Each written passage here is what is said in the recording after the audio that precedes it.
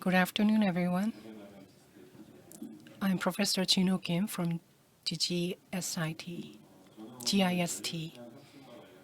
Today, I'd like to discuss what innovations will be needed and expected on the demand side.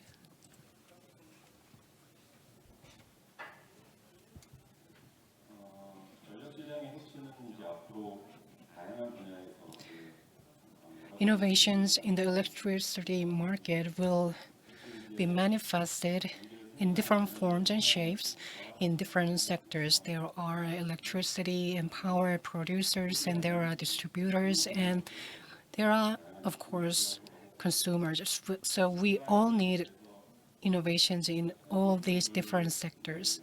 This slide shows what will happen and what will be needed when we try to achieve carbon neutrality. So innovation in the consumption area should be prerequisite to everything else.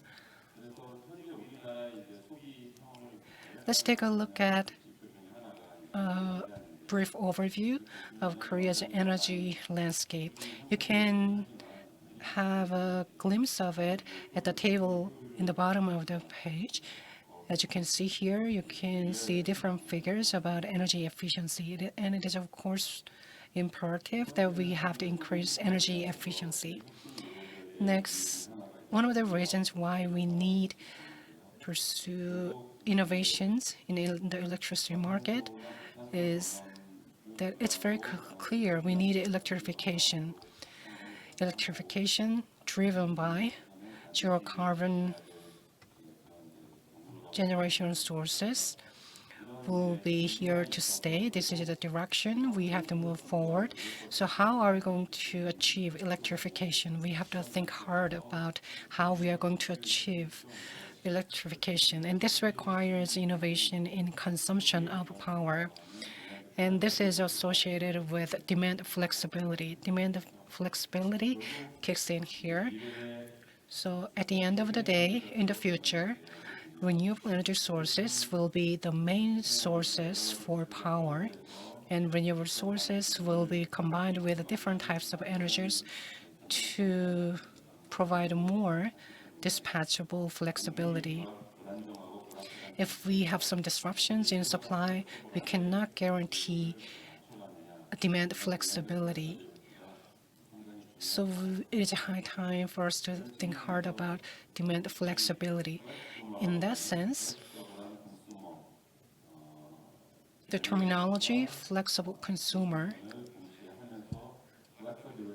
means a lot. They can produce and consume at the same time. So we will witness the emergence of flexible consumers. In the graph, you can see the share of electricity in our energy mix. Korea stands at above 20%.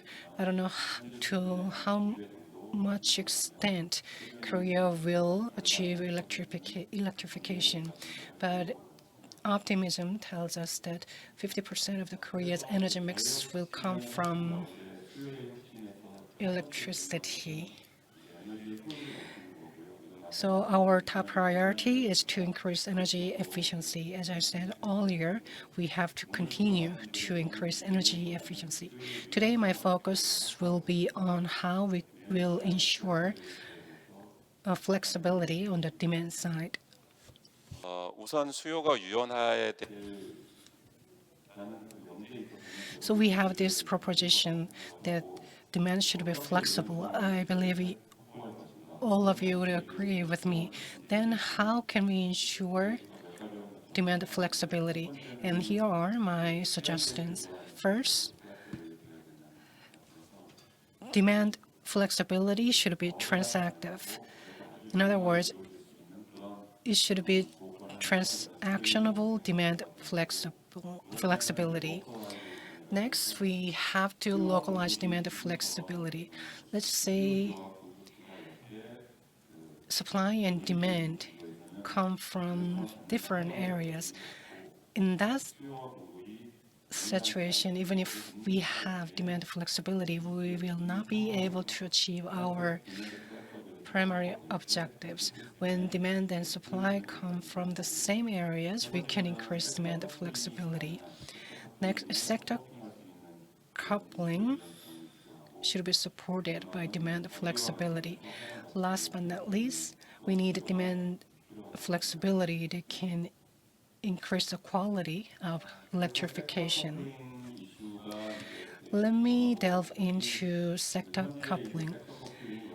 This is very significant. You have different definitions of sector coupling, but in short, sector coupling can be summed up as integration of energy systems.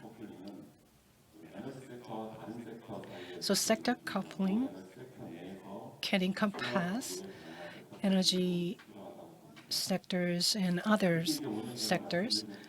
And today my point is, when we talk about innovations on the demand side, traditionally we often mentioned electric laws, but in the future, innovations on the demand side should be bottom up.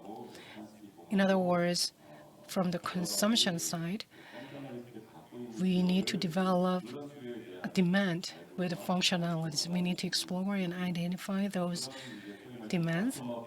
So I define them as bottom-up demand.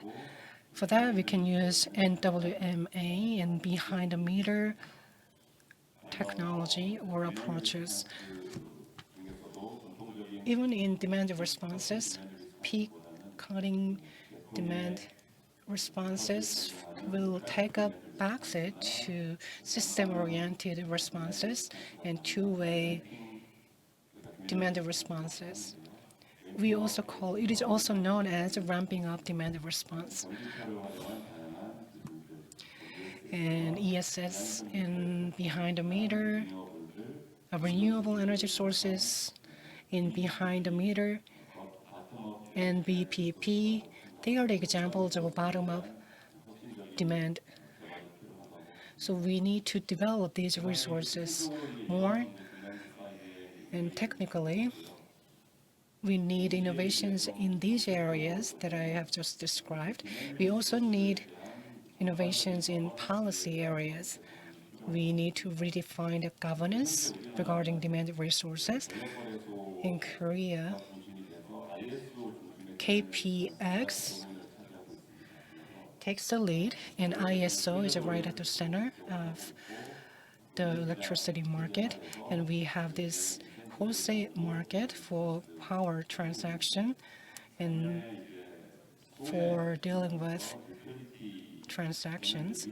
But if you think about the consumption side, we can learn lessons from other areas.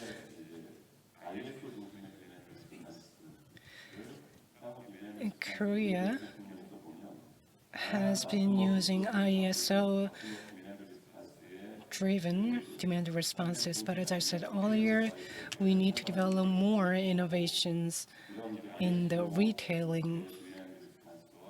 retailer side, and demand responses from the utility, and especially retail utilities, need to be developed.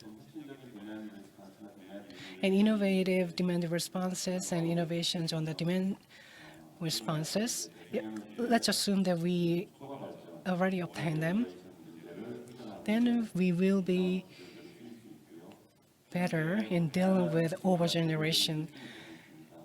Currently, many approaches and methods and technologies have been demonstrated. The examples include a heat pump and electronic boilers. So these are also the examples of sector coupling, and their purpose is the same, which is the power supply stability. Next, starting next February, there will be there will be new electricity market.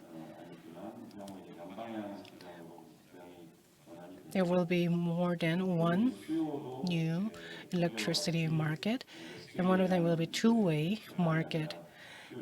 And demand will not be dependent on forecasts. We will use bidding system more, and this requires more demand responses, and that will contribute to enhancing efficiency of the markets.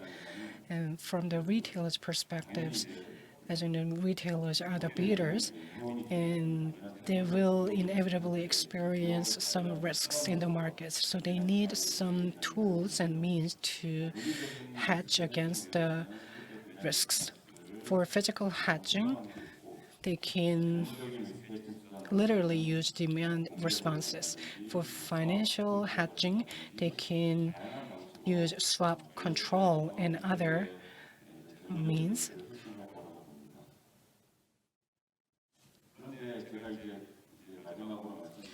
And lastly, innovations and flexibility on the demand side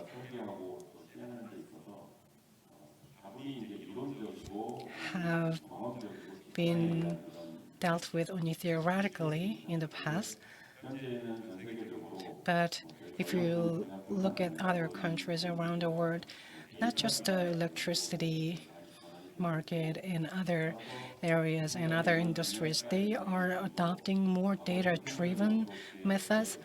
So on top of the traditional and conventional methods, we will be using more data-driven approach. By data-driven approach, I mean when we develop a new policy, we take the most out of raw data and use diverse mathematics to create data sets, which is the most important part here.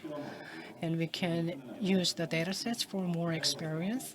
And the next stage will be developing pilot programs. And those pilot programs will contribute to advancing our market. And this is the ideal structure that I envision. So I strongly believe that we will adopt data-driven approaches. And these are the results of our research. This is just for your information. When we interpret and translate bottom-up demand flexibility, I believe the agent-based data-driven approach is very effective. There are small-scale analysis, for example, small analysis or small electric vehicle, and we will have more or larger scale database. So we will need to develop a modeling approach for behaviors, and they will have a certain impact on the electricity market. This requires some analytics and interpretation. And to maximize the innovation in demand side, we can take more advantage of this new approach. So for innovations in on the demand side, new approaches will be needed. And this is an example, but in the interest of time, I'm going to skip this. I'm not going to go into detail. So this is my conclusion. Innovations for the electricity market should come from different areas simultaneously. So innovation should be made on the demand side as well. And we need regulatory frameworks. We need to design adequate incentive mechanism and governance. And we have to think realistically. We have different stakeholders in the electricity market. Different stakeholders, they have different responsibilities. We need to design responsibilities and roles are allocated equally. And the most important enablers that induce consumption is price and tariff. So we need adequate price schemes and tariffs, both in the retail and the wholesale markets, and their structure should be passed through. When it happens, new operators and new business will be able to provide us with new services. For technology innovation, I already suggested my solutions earlier, but if I can add one more thing, we have developed technologies and our emphasis has been on demonstration of the technology. But in the future, I believe there will be a shift toward ensuring and proving that the technology can have an impact in our livelihood. So we need more demonstrations that can show effectiveness.